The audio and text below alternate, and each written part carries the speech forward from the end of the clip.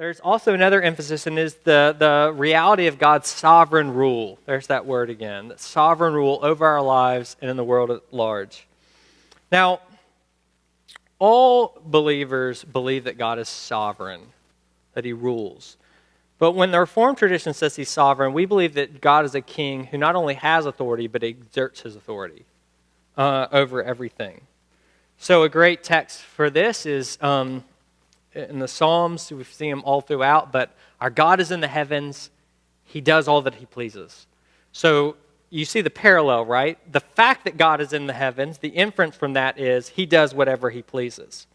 The fact that he's enthroned on high and that he is sovereign in this position means that he exercises that. And so God, he's sovereign over everything. Daniel 2:21 will say he changes times and seasons. He removes kings and sets up kings. He gives wisdom to the wise and knowledge to those who have understanding. God controls times and seasons. He controls geopolitical affairs. He removes kings and sets them up. He even is in control of personal dispositions, right? He gives knowledge to the wise and understanding to those who have understanding. Basically, God is in control of everything. Ephesians chapter 1, verses 11 and 12. In him we have obtained an inheritance, having been predestined according to the purpose of him who works out some things, right? No. All things according to the counsel of his will. So we think that every single thing that happens is according to the counsel of God's will. And listen, you just think about this for a second.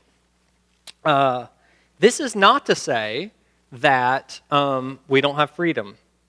God certainly ordains our freedom when we have freedom, and Calvinists actually, Reformed tradition folks, that we believe in free will, right? You are free to act according to your nature. So if you are not free to act in something that's not according to your nature. You are not free to turn yourself inside out right now, right? But you are free to get up, leave, and choose whether you want to go to Burger King or McDonald's. You can do that. You can choose things within your nature. You're free to get up right now and to flip me the bird. Right? Say, I don't like what you're saying. But here's the thing about it. If God didn't continually speak your hand into existence when you made that gesture, your hand would not exist. Right? If God didn't uphold the molecules in your hand, the molecules would not be upheld. Therefore, in order to have the freedom to make that gesture, God still has to ordain every aspect of the gesture. So he ordains all things. And nothing is outside of his sovereign control. It doesn't mean necessarily that God causes all things. So we don't think he causes evil or causes sin. At the same time, he does ordain it. He has to ordain it because otherwise it would be non-existent. So he even ordains the freedom for us to act. This is what we mean when we talk about God's sovereignty. So for instance, and this is why this is important. In the book of Genesis, there's the story about one of the patriarchs has all these sons. He has 12 of them. And, in families, sometimes sons don't get along. And there's this one son, Joseph, that the rest of the brothers don't like. They don't like him so much because he was daddy's favorite that they actually sell him into slavery. They sell him into slavery to die. Joseph does not actually die. He ends up going to Egypt. Through various sets of circumstances, God raises him up and puts him and makes him second in command. God also gives him these dreams, so he puts food away for a famine that's coming. Because God tells Joseph a famine's coming. Meanwhile, his family is back outside of Egypt, and they are starving from a famine.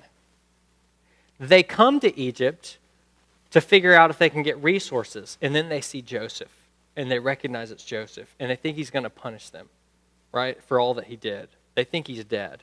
They told their father that he was dead. And then Genesis 50, verse 20, Joseph says this to his brothers. You meant it, that is that act of selling me into slavery. You meant that act for evil. But God meant that act for good. It doesn't say you meant it for evil, but God transformed it into good later. It doesn't say you intended it for evil, but God somehow was able to work around it. He says you intended it for evil, but God intended that act for good. So, for the brothers, it was an evil act. But for God, and his intention with that act, the act that he ordained, it was for good. So the very same act could be, at one and the same time, intended by evil for the brothers and sinful and absolutely culpable, and intended for good and the salvation of the world, because through that, Joseph's family was able to be spared, Israel was able to be spared, the Messiah was able to come, and salvation was able to come to the world. You see? And you think, okay, well that might be a little obscure, Joseph. Okay, let's go with something not so obscure. The crucifixion of Jesus, who was crucified by the hands of sinful men, who intended for evil, who were culpable for that, but was ordained before the foundation of the world for the salvation of the world. For God so loved the world that he gave his only begotten Son, gave up into death, that whosoever believed in him should not perish but have everlasting life. See, humans intended that act, the crucifixion of Jesus, for evil.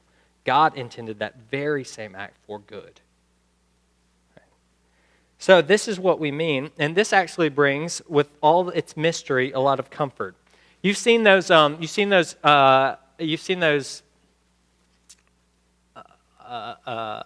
advertisements for a cell phone plan, right? And I love it. Like, this is AT&T's, and they put their cell phone plan up there, and they're like, "This is our coverage area." And you know what I always think? I'm like, this is a really bad advertisement, because look at all those light orange spots everywhere. Right? You see it and you're like, I don't want a coverage plan like that. Like, that doesn't actually give me a lot of confidence. And so if I were advertisers, I don't know what they're thinking, but I would go with a different tactic, because this kind of points out, and part of it's because there's all that empty space in the West, right? But it kind of points out the fact that it doesn't cover everything. That's mostly what I focus on. I don't focus on the coverage area. I could focus on the not coverage area, right? But, while I think this is a bad advertisement for cell phone companies, this would be a great advertisement for God's coverage area, for the sovereignty of God, because his coverage area has no dead spots. There are no basements, there are no parking garages, there's nothing outside of his sovereign control. And that means that he can use even the most evil things, the most evil atrocities in the world, and bring good out of them, but even intend them for good. It means that God has you. It means that God is always over you. And so, Benjamin Brecken Warfield, a guy with a really cool beard, who was a theologian at Princeton at the turn of the 20th century, said this: "The biblical writers find their comfort continually and the assurance that it is the righteous, holy, faithful, loving God in whose hands rests the determination of the sequence of events and all their issues." See, this is something, the sovereignty of God is something that has caused the people in the Reformed tradition great comfort, because we know this: God controls everything. And though there are things that are hard and things that I don't understand, and though there's evil in the world, I know this: there's no maverick molecule that's going to defeat him. The end is secure because he secures everything, right? Even a child who you don't control fully, they can still get a hold of the Smith & Wesson in the drawer and shoot you. Even if you have mostly control over them, if you don't have 100% control, they could kill you. And if there's a maverick molecule in the universe, it could destroy God's plan, right? There are no maverick molecules. There's nothing that's on its own. There's nothing outside of his determination. But here's the deal. That would not be so comforting if it is not coupled with this fact, that the God who controls all things and who works out all things according to the purpose of his will is also the God who took on flesh, who loved me, who gave himself for me, and gave up the greatest sacrifice in human history. So that when I don't understand my circumstances, and I don't understand, and I'm like, well, you're sovereign, but you don't seem to be very good or very loving, people have always looked to the cross and say, I can trust him, even when I don't understand him, because he gave himself for me there. Okay? This is the sovereignty of God, and it's a great, great comfort to Reformed believers.